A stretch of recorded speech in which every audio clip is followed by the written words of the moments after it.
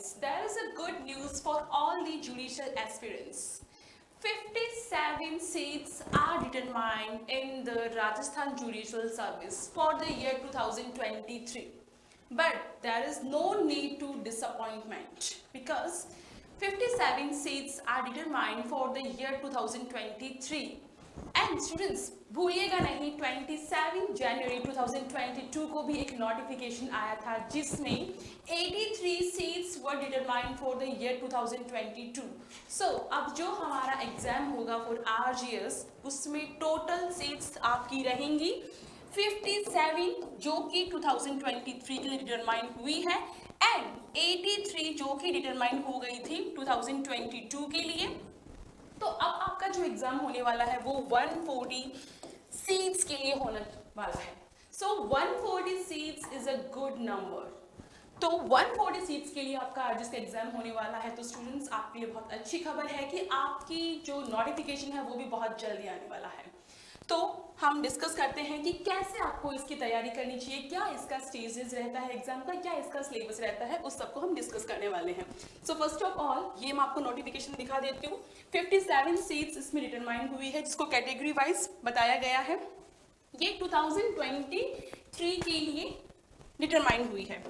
उसके बाद में ये हमारा पुराना नोटिफिकेशन है जो है 27 जनवरी 2022 को निकाला हुआ है जिसमें 83 सीट्स डिटरमाइन हुई थी. तो टोटल नंबर ऑफ वैकेंसी हो गई है 140 which is a good number.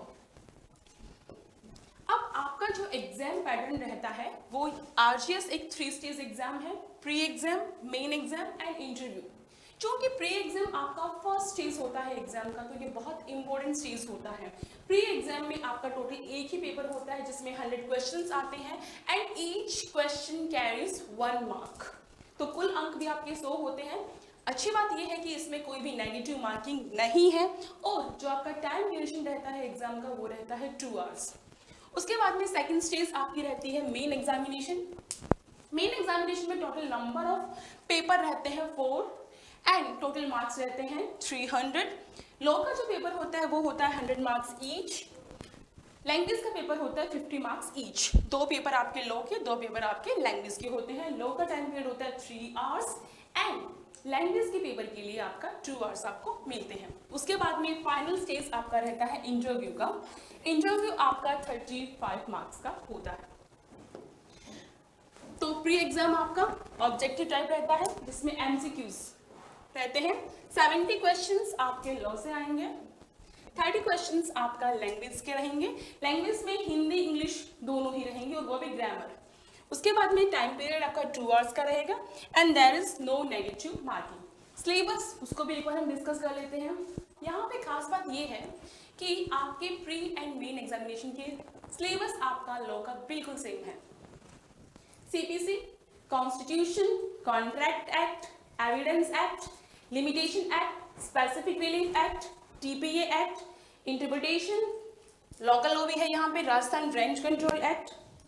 फिर आता है हमारा CrPC, IPC, JJ act, NI act. NI act की खास बात है कि सिर्फ एक ही चैप्टर इसमें है, chapter number 17. Then probation of offenders act, domestic violence act, indecent representation of women act, protection of children from sexual offences act जिसे हम पॉक्सो एक्ट बोलते हैं. उसके अलावा है sexual harassment of women at workplace, prevention, prohibition and redressal act 2013. तो ये आपका सिलेबस रहता है. अब इसमें खास बात क्या होती है, प्री में तो लैंग्वेज, क्रिमिनल, सिविल सबका मिला के एक ही पेपर होता है. लेकिन जैसे हम मेन एग्जामिनेशन में आते हैं तो हमारा सिलेबस जो लॉ का होता है वो 2 पार्ट्स में डिवाइड हो जाता है. एक पेपर होता है हमारा सिविल का, दूसरा पेपर होता है हमारे क्रिमिनल का. अब हम अगर बात करें इंग्लिश की तो इंग्लिश में ये हम प्री की बात कर रहे हैं. प्री में आपके tenses, articles, determiners, phrasal verbs, active passive, coordination, direct indirect, models, एंटोनियम्स and synonyms ये आपके इंग्लिश में रहते हैं. ग्रामर में, हिंदी में भी आपके वही जो हम बचपन से पढ़ते आ रहे हैं, संधि, संधि विच्छेद, तत्सम, तद्भव, शब्द, शब्द ज्ञान, शब्द शुद्धि, व्याकरणिक कोटियां, वाक्य रचना, वाक्य शुद्धि, विराम चिन्ह, मुहावरे, पारिभाषिक शब्दावलियां, ये आपके हिंदी का सिलेबस रहता है. आपको एक बात विशेष रूप से ध्यान रखनी है कि ग्रामर का पार्ट सिर्फ प्री एग्जाम में आता है. मेन एग्जामिनेशन में ग्रामर नहीं आती है बल्कि ऐसे राइटिंग आता है। तो एक बार हम देख लेते हैं कट ऑफ कि लास्ट जो हमारे 2 एग्जामिनेशन हुए हैं उसमें कट ऑफ क्या रही है, सो दैट आपको एक आइडिया लग जाए कि आपको कितने मार्क्स लाने हैं कि आपका सिलेक्शन हो जाएगा। 2019 में जो एग्जाम हुआ था उसमें जनरल की कट ऑफ रही थी 60 और 2021 में जो एग्जाम हुआ था वहां पे कट ऑफ रही थी जनरल की 72। इतनी कट ऑफ कैसे बढ़ गई? देखिए कट ऑफ कितनी रहेगी ये बहुत कुछ डिपेंड करता है नंबर ऑफ वैकेंसी पे, कितनी सीट्स है उस पर डिपेंड करता है, प्लस पेपर का क्या लेवल है उस पर भी डिपेंड करता है। क्योंकि आपका पेपर जितना इजी होगा, जितना सिंपल होगा, कट ऑफ उतनी हाई जाएगी। नंबर ऑफ वैकेंसीज जितनी ज्यादा होगी कट ऑफ उतनी हाई जाएगी, नंबर ऑफ वैकेंसीज जितनी कम रहेगी कट ऑफ उतनी लो जाएगी। तो कट ऑफ बेसिकली उस पर डिपेंड करता है, क्योंकि प्री के लिए जितने भी नंबर ऑफ सीट्स है, नंबर ऑफ वैकेंसीज है, उसका 15 गुना सेलेक्ट करते हैं। मेन के लिए 3 गुना सेलेक्ट करते हैं, सॉरी मेन के लिए 15 गुना सेलेक्ट करते हैं। मतलब जितनी भी सीट्स है, अगर 100 सीट है तो 1500 लोग जो हैं वो पास किए जाएंगे जो कि मेन एग्जामिनेशन देंगे, ठीक है। और उसके बाद में 300 उनमें से पास करेंगे जो कि इंटरव्यू देंगे, और इंटरव्यू के बाद 100 सीट है तो 100 लोगों को पास किया जाएगा। तो ये आपकी कट ऑफ है, बाकी सभी जिसकी जो कैटेगरी है उसके हिसाब से भी देख सकते हैं, लेकिन हमें अपनी तैयारी बढ़िया से बढ़िया करनी है सो दैट हमारा सिलेक्शन फर्स्ट टाइम में ही हो जाए। मेन एग्जामिनेशन का लॉ में 2 पेपर्स होते हैं, paper 1, paper 2, 100 marks each and timing 3 hours for each examination. उसी के साथ लैंग्वेज, हिंदी ऐसे, इंग्लिश ऐसे। हिंदी 50, इंग्लिश 50 और इनकी टाइमिंग रहती है 2 hours की। उसके बाद में नेक्स्ट जो हमारी फाइनल स्टेज होती है वो होती है इंटरव्यू। इंटरव्यू जो होता है वो होता है 35 मार्क्स का। उसके बाद में एकेडमिक क्वालिफिकेशंस, आप में से कौन से एलिजिबल है ये एग्जाम देने के लिए भी आप लोगों के लिए जानना जरूरी होता है। तो आप लोगों के पास अगर डिग्री है बैचलर ऑफ लॉज की तो you all are eligible. If a student who is appearing in 3rd year then that student is also eligible for RGS exam.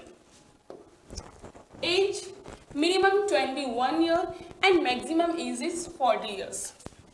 Age relaxation भी है of 5 years for SC, ST, OBC, MBC, EWC and women. So students, आपके लिए अच्छी बात ये है कि उत्कर्ष classes new batch launch कर रहा है फॉर द RGS प्रीलिम्स।